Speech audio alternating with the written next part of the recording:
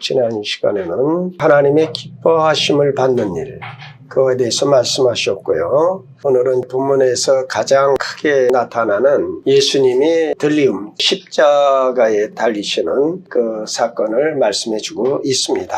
요한복음에는 예수님께서 들리우신다는 것을 3번 말씀하고 있습니다. 이 세 경우를 순서대로 바르게 잘 살펴보아야만 예수님의 가르침의 온전한 의도를 깨닫게 된다는 것을 미리 말씀드립니다. 첫 번째 본문은 요한복음 3장 14절로 15절입니다. 모세가 광야에서 뱀을 든 것 같이 인자도 들려야 하리니 이는 그를 믿는 자마다 영생을 얻게 하려 하심이라. 이 말씀은 예수님께서 십자가에 못 박히실 필연성을 강조해주는 말씀이에요. 그리고 두 번째 본문이 오늘 우리가 살펴보려고 하는 8장 28절로 29절입니다. 그리고 세 번째 말씀은 12장 32절의 그 유명한 예수님의 위침이십니다. 내가 땅에서 들리면 모든 사람을 내게 이끌겠노라. 세 대목 다 예수님께서 들려져야 한다는 진리를 강조하는데 예수님께서 십자가에 달리심으로 따라오는 결과들을 또한 보여주고 있습니다. 오늘 우리는 이 세 대목을 주의 깊게 살펴보심으로 함께 은혜를 받고자 합니다. 첫 번째 본문인 3장 14절로 15절부터 살피는 것은 예수님께서 들리우신다는 이 말이 무엇을 뜻하는지를 분명하게 밝혀주기 때문입니다. 예수님께서 들리우신다는 것은 죽으실 때에 십자가 위에 높이 들려진다는 뜻으로 그리스도께서 십자가에 못 박히심을 가리키는 말씀입니다. 3장 14절이면 모세가 광야에서 뱀을 든 것 같이 인자도 들려야 하리니. 이 사건의 배경은 민수기 21장 4절로 9절입니다. 이때 가나안 땅으로 가기 위하여 이들이 에돔으로 와서 직접 가면 상당히 빨라요, 가나안 땅이. 근데 그들과 전쟁을 하면 이스라엘 백성들이 또 어려움을 겪을 것 같아서 하나님이 에돔이 아닌 우위로 돌아가죠. 그러니까 그 광야의 길을 더 걷는 그 힘들고 어렵기 때문에 이스라엘 백성들이 모세와 하나님을 향하여 원망하고 불평을 해요. 그때 하나님께서 그 백성들에게 불뱀을 보내서 그 얼마나 그 뱀의 독이 자극적이 하면 이름을 불뱀이라고 할까요? 그래서 그 뱀에 만 사람이 물려 죽고 또 뱀에 물려서 심하고 그러니까 그들이 나와서 모세에게 하나님에게 기도하여 우리를 좀 살려달라고. 모세가 기도하니까 하나님께서 노뱀을 만들어서 장대에 높이 달아 들어라. 근데 이거 중요한 거 있어요. 하나님의 말씀은 절대적인 순종입니다. 여호와의 말씀이 생명인 줄 믿습니다. 한번 이성적으로 생각을 해보시자고요. 뱀에 물려서 그 독으로 부어오르고 그리는데 그럼 뭐 와서 약을 발라주든가 안수를 하든가 그것도 아니고 노뱀 만들어 놓고 자 이거 보는 사람은 나으리라 믿겨집니까? 근데 중요한 것은 뭐예요? 여호와의 말씀이 생명인 줄 믿습니다. 그 노뱀을 바라본 자마다 남을 입었습니다.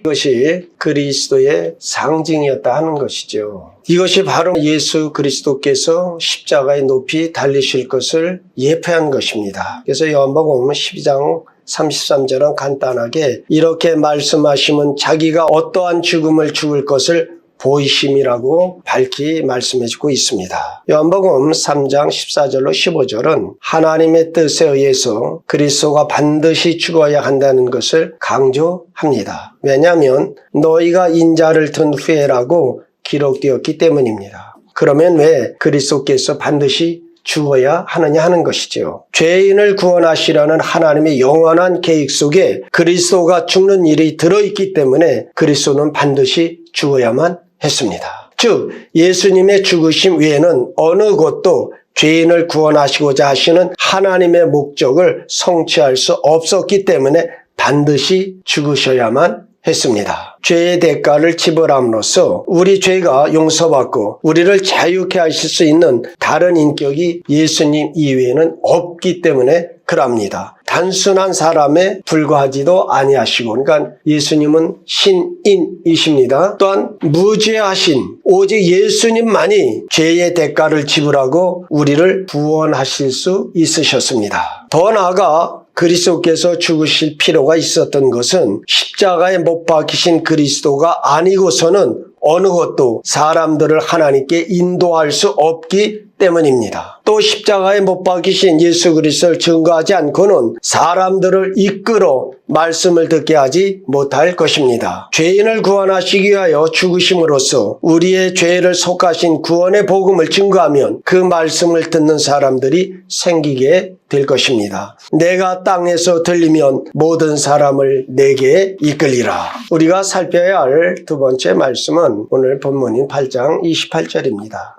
이 말씀에서는 백성의 지도자들이 예수 그리스도를 죽인 후에야 그리스도에 대해서 어떤 것을 깨닫게 되어지고 그리스도에 대한 진실을 알아보기 위해서 올 것이라는 사실에 강조점을 두고 있습니다. 따라서 이 구절은 영적인 일에 있어서 참된 지식을 얻는 오직 유일한 기초가 십자가임을 가리키고 있으신 것입니다. 이에 예수께서 이르시되 너희가 인자를 둔 후에 내가 그인 줄을 알고 또 내가 스스로 아무것도 하지 아니하고 오직 아버지께서 가르치신 대로 이런 것을 말하는 줄도 알리라. 이 말씀은 두 가지의 진리를 우리에게 주십니다. 첫째는 인간의 완고하고 패역한 의지가 꺾이는 것도 오직 그리스도의 십자가 앞에서이기 때문에 그러하다 하는 것입니다. 하나님의 진리를 받아들이는 데 있어서 그 장애물은 완악한 인간의 의지이며 그 장애물이 십자가에서만 제거되어지기 때문입니다. 또 하나님의 계시의 빛이 영혼을 밝힐 수 있는 것도 오직 십자가뿐입니다. 예수님께서 요한복음 7장 17절에서 사람이 하나님의 뜻을 행하라 하면 이 교훈이 하나님께로부터 왔는지 내가 스스로 말함인지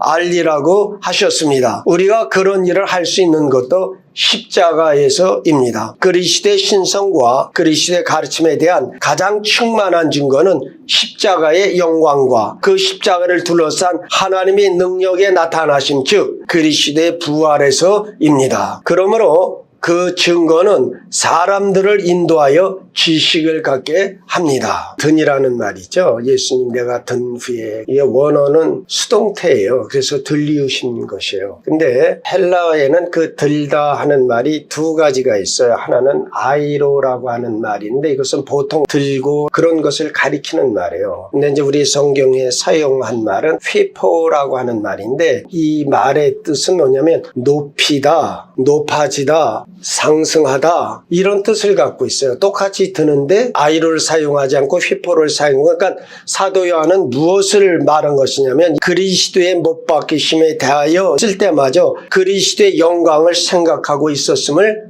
오늘 우리에게 보여주는 것이에요. 그러니까 예수님의 존귀하신 것은 예수님 그 영화로 이르는 첫 단계인 십자가가 그리스도의 가르침을 증거하는 하나님의 증거임을 보여주고 있는 것입니다. 그래서 성경의 언어는 어느 하나라도 그냥 사용되어진 것이 아니다 하는 것이죠. 예수님께서 말씀하시기를 너희가 인자를 둔 후에 내가 그인 줄 알리라고 하셨습니다. 인자를 둔 후에 즉 십자가에 못 박히심으로써 들리워지고 급기야 부활과 승천을 통하여 아버지께로 들리워지시면 백성의 지도자들이 더 이상 예수께서 누구이신지를 모르는 가운데 있지 않게 될 것이고 예수님이 하나님이심을 알게 될 것이라고 말씀하시는 것입니다. 이 말씀은 사실은 정말 심각한 말씀이에요. 그 말씀은 유대 지도자들은 후에 자기들이 예수 그리스도를 배척한 것이 예수님을 아는 지식이 모자라기보다는 죄 때문임을 알게 된다는 뜻이에요. 그들이 예수님이 누구인지를 알았습니다. 적어도 그들 가운데 많은 사람들이 알았습니다. 그러함에도 그들은 예수님을 자기들의 구주로 영접하지 않았습니다. 이 상황은 오늘날에도 반복되어지고 있습니다. 자, 조금 전에 말했죠. 죄 때문이다. 왜냐하면 오늘날에 우리 인류의 역사상 예수 그리스도에 관해 더 많은 지식을 가지고 있으면서도 예수님을 가까이 따르고자 하는 사람이 이렇게 적을 때가 없었다 하는 것입니다. 높은 교육을 받고 많은 정보들을 공유하는 시대에 살고 있는 현대인들이 지식이 부족하여 그렇게 하였다는 핑계는 될 수 없다 하는 말입니다. 우리가 살피고 있는 세 구절 중 지금 살피려고 하는 구절은 매우 중요합니다. 왜냐하면 들림받은 그리스도의 이끄시는 능력에 대하여 말씀하시기 때문입니다. 본문은 예수님께서 이끄시는 큰 힘을 가지고 계시다라고 말씀하십니다. 12장 32절인데요. 내가 땅에서 들리면 모든 사람을 내게로 이끌겠노라. 여기서 우리는 십자가에 못 박히신 예수님께서 어째서 사람들을 자기에게로 이끄시냐 하시는 것입니다. 두 가지 이유가 있습니다. 첫째는 십자가에 못 박히신 그리스도께서 인간의 제일 되고 가장 깊고 가장 크고 가장 근본적인 필요를 충족시키시기 때문입니다. 그러면 인생의 가장 크고 가장 깊고 가장 근원적인 필요가 무엇이겠느냐 하는 겁니다. 그것은 구세주입니다. 그러면 또 우리가 이렇게 질문을 하죠. 왜 우리에게 구세주가 필요합니까? 다른 그 어떤 것보다 죄의 책 때문에 구세주가 필요합니다. 인류에 속한 모든 사람은 다 죄를 범하였습니다. 자, 한번 따라해 줍시다. 죄는 반드시 책임이 있다. 그래서 죄를 범한 자는 심판의 부활로, 선한 일을 행한 자는 생명의 부활로. 여러분 믿습니까?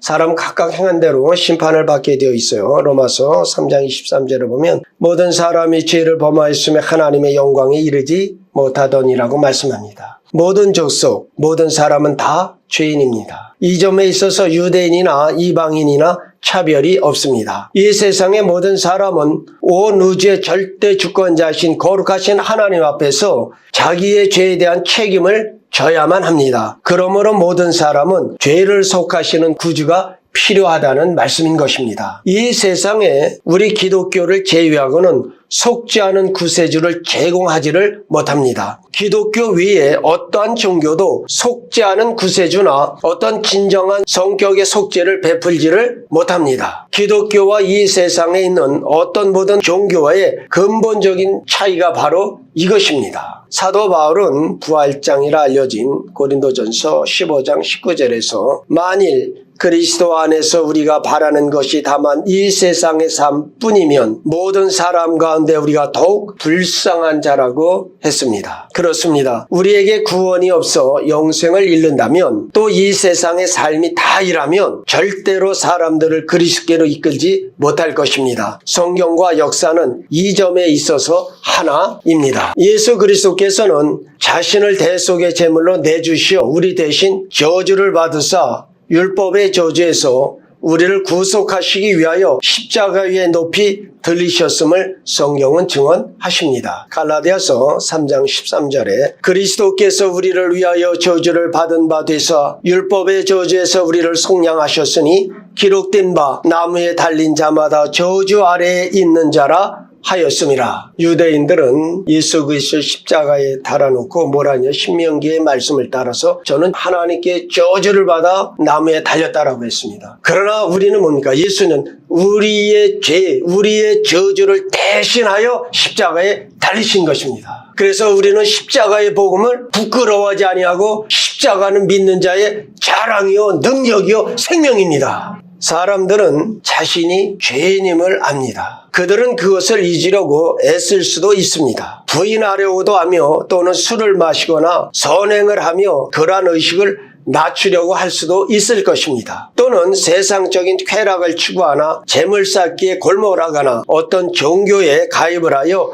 위안을 얻어 죄의식을 없애보려고 할지도 모릅니다. 그러나 사람들이 아무리 그러한 노력을 통해서 죄의식이 살아나지 못하게 하려고 애를 쓴다 할지라도 거룩하신 하나님 앞에 가지는 양심의 가책은 우리 모두가 가지고 있습니다. 우리가 지나가는 사람들 당신은 죄인입니다 그러면 성질내겠죠. 근데 중요한 거 있어요. 우리 아는 사람들 예수 믿으시다 교회 나가십시다 하면 첫 번째 하는 말이 뭐예요? 나 죄가 많아서요. 그게 양심의 소리인 것이에요. 오직 예수 그리스도의 속량하시는 피밖에는 그 가책 어린 양심에 지속적인 평안을 주지 못한다는 말씀입니다. 그래서 그리스도께서 들리신 후 사람들을 그에게로 이끄십니다. 심지어는 사탄에게 가장 악하게 종노릇했던 사람들 가운데서도 이끌림을 받는 사람들도 있습니다. 모쪼록 사탄에게 매여 종노릇하던 그 모든 자들이 다 그렇게 되었으면 합니다. 그 이끄심에 복종하는 사람은 복이 있습니다. 그 이끄심에 항거하는 사람에게는 화가 있습니다. 끝내는 절망과 낙담과 좌절이 그들의 몫이 될 것입니다. 둘째로 십자가에 못 박히신 그리스도가 모든 사람을 자기에게로 이끄시는 것은 십자가에 들리우셔서 우리를 위해 죽으신 그의 놀라운 사랑을 보여주십니다. 또한 우리를 향하신 성부 하나님의 놀라운 사랑을 보여주시기 때문입니다. 이에 대하여 사도 요한은 요한일서 3장 16절에서 그가 우리를 위하여 목숨을 버리셨으니 우리가 이로써 사랑을 안다라고 하였습니다. 또한 로마서 5장 8절은 우리가 아직 죄인 되었을 때 그리스도께서 우리를 위하여 죽으심으로 하나님께서 우리에 대한 자기의 사랑을 확증하셨느니라고 하십니다. 사랑은 놀랍게 사람을 이끌어 옵니다. 사랑은 그 어느 곳에서라도 모든 사랑을 이끕니다. 그러나 하나님의 사랑처럼 이끄는 사랑은 없습니다. 요한복음 3장 16절의 말씀을 한번 들어보십시다. 하나님이 세상을 이처럼 사랑하사 독생자를 주셨으니 이는 그를 믿는 자마다 멸망하지 않고 영생을 얻게 하려 하심이라. 이 말씀은 수천 수만의 사람들의 굳은 마음을 녹여 생명으로 이끌어 주었습니다. 그리스도께서 들리워졌다는 것은 쉽게 지나칠 수 없는 말씀입니다. 그것은 너무나 중요하기 때문입니다. 세 가지 이유에서 그렇습니다. 첫째로는 그것이 절대 필요하기 때문입니다. 죄인을 구원하시는 하나님의 영원한 계획 안에 그것이 들어있기 때문에 중요합니다. 둘째로는 영적인 문제에 있어서 모든 참된 지식을 얻는 확실한 기초를 얻는 것은 그리스도 그분의 십자가이기 때문입니다. 여러분이 더 하나님을 알고 싶으면 십자가로 나와야만 합니다. 십자가를 알면 기독교 전체를 아는 것이고 십자가를 모르면 기독교 전체를 모르는 것입니다. 끝으로 들림받으신 예수 그리스도는 죄악적이고 완악한 사람들을 자기에게로 이끄시며 그 십자가에 드러난 사랑으로서 그들을 덮어 변화되어